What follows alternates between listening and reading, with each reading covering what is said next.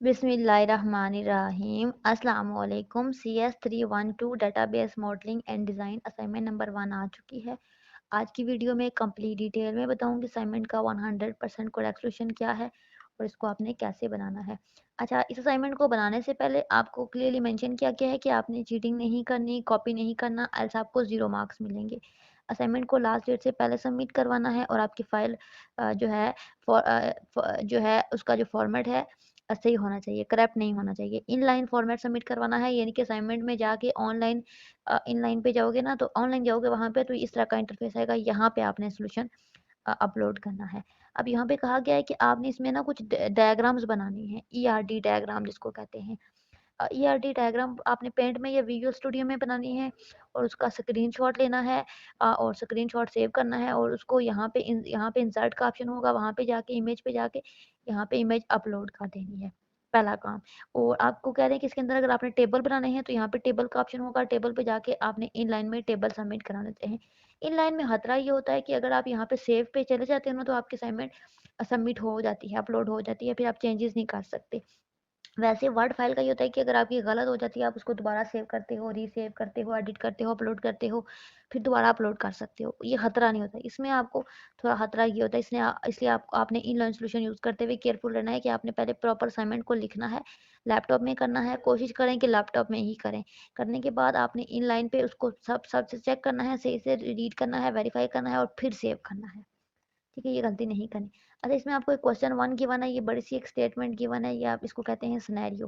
ठीक है, एक सिनेरियो गिवन है और उससे रिलेटेड आपको कुछ टास्क गिवन है। ठीक है, ये क्वेश्चन, इसके 3 क्वेश्चन हैं, इनके आंसर देने हैं। इस तरह क्वेश्चन नंबर 2 में भी एक सिनेरियो है, उसके भी 2 आंसर देने हैं। उसके बाद ये आपको टेबल भी बनाना है। अच्छा, इसका मैं आपको सॉल्यूशन शेयर कर देती हूँ, बहुत टू द पॉइंट बात करेंगे ताकि आपका टाइम वेस्ट ना हो। इस तरीके से प्यारी सी असाइनमेंट बनानी है CS312 की। क्वेश्चन नंबर 1 में आपको कहा गया था एक्टिविटी बिलोंग टू ईच, आपने बताना है। तो इसमें एक्सटर्नल लेवल की ये डिटेल मैंने शो की है, इसको आप आराम से तसल्ली से लिख लें। तो ये सिनेरियो आप रीड कर लेना, सिनेरियो के अकॉर्डिंग ही असाइनमेंट है। ठीक है, जो सिनेरियो के अंदर चीज़ें मेंशन है सेम एज इट इज़ है। उसके बाद कंसेप्चुअल लेवल में आपने लॉजिकल लेवल यहाँ पे उसकी डिटेल सारी लिखनी थी सिनेरियो के अकॉर्डिंग। ठीक है, सिनेरियो को आप पढ़ लेना, तो इसके अकॉर्डिंग ये सारी डिटेल मैंने यहाँ पे लिखी है, इसमें आप थोड़ी सी चेंजेस भी कर सकते हो। उसके बाद आपने internal level, physical level, internal level या फिजिकल लेवल की डिटेल यहाँ पे लिखी। 3 पार्ट थे इसके। इसके अलावा आपने क्लासिफिकेशन इंटू 3 लेवल, तो लेवल थे 3, एक्सटर्नल, कंसेप्चुअल और इंटरनल। इनकी डिस्क्रिप्शन लिखी टेबल के अंदर, जैसा कि क्वेश्चन में पूछा गया था। अब आपको एक डायग्राम भी बनानी थी, तो उसके लिए आपने इस तरीके से डायग्राम बनानी है, उसमें एक्सटर्नल, इंटरनल और तीनों लेवल को शो करना है। ठीक है, ये क्वेश्चन नंबर 1 के 3 पार्ट थे। ठीक है, आई होप कि आपको क्वेश्चन नंबर 1 समझ आ गया होगा। अगेन मैं आपको दिखा देती हूँ, इसमें हमने क्या किया। सबसे पहले एक्सटर्नल लेवल की डिटेल लिखी। ठीक है, और यहाँ पे इंटरनल लेवल की डिटेल लिखी। और इसके क्वेश्चन नंबर 2 में आपको ये देखिए ना, इसके क्वेश्चन 3 थे। ये क्वेश्चन नंबर 1 में ना 3 पार्ट थे, ये 1 2 3 पर। इसमें एक्सटर्नल, इंटरनल और कंसेप्चुअल को क्लासिफाई करना था, इसमें आइडेंटिफाई करना था कौन सी एक्टिविटी सिनेरियो के अकॉर्डिंग किससे बिलोंग कर रही है। उसके बाद डायग्राम आपने बनानी थी, तो ये तीनों हमने भी कर लिया। इस तरह क्वेश्चन नंबर 2 में भी आपको 2 क्वेश्चन गिवन है।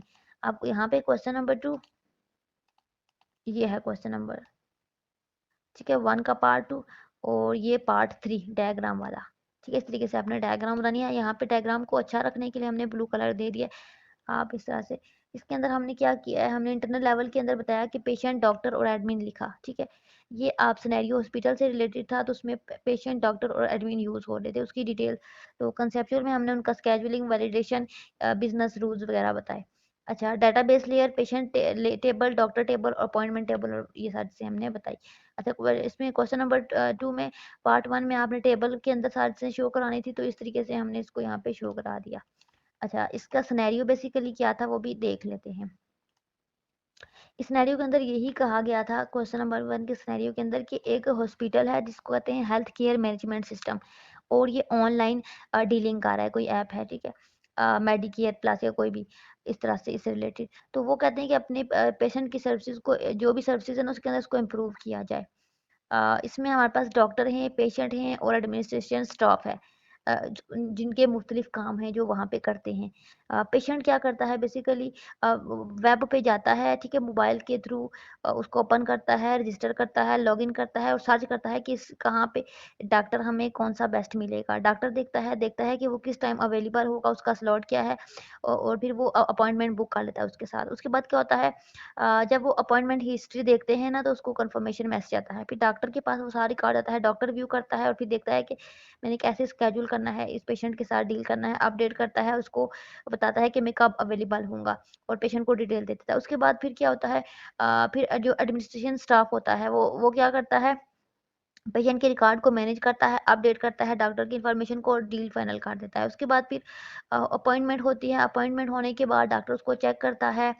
पहले बुकिंग कंफर्म होती है, उसके बाद पेशेंट जो है, जो डॉक्टर है वो पेशेंट को चेक करता है और बस यही कुछ होता है, ठीक है। इस सिनेरियो को माइंड में रख के आपने आंसर देने थे।